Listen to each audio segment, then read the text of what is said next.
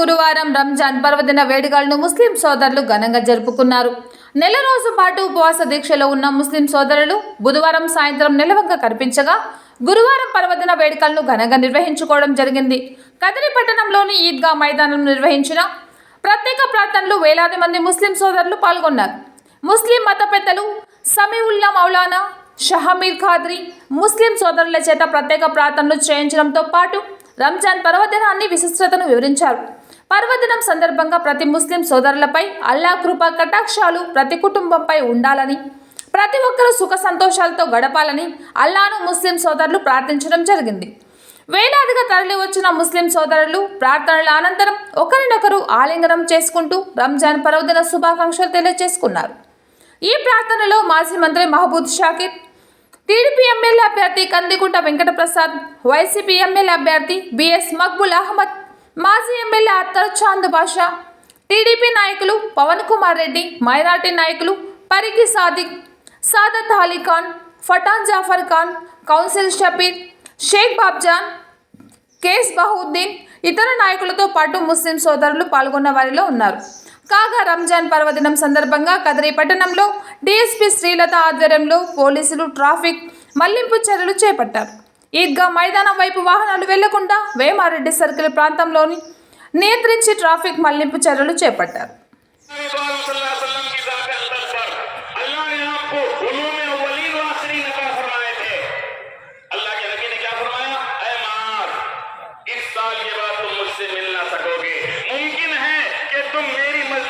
यानी मस्जिद नबवी और रोज़े के मेरे रोज़े के करीब से गुजरो।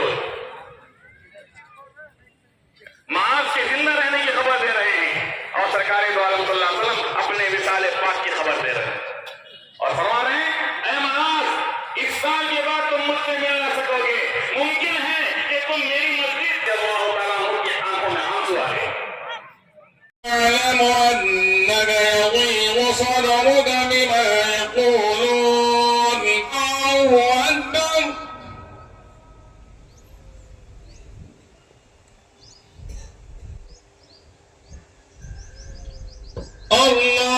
Allahu Akbar, Allahu Akbar,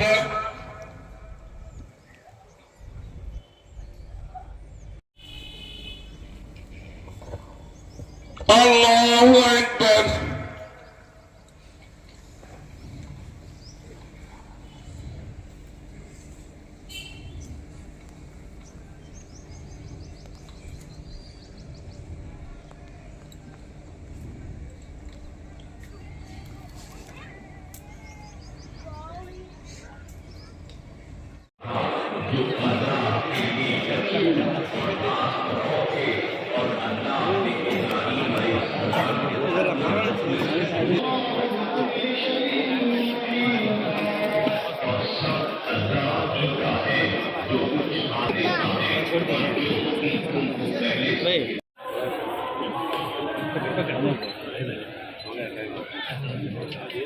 अरे देखो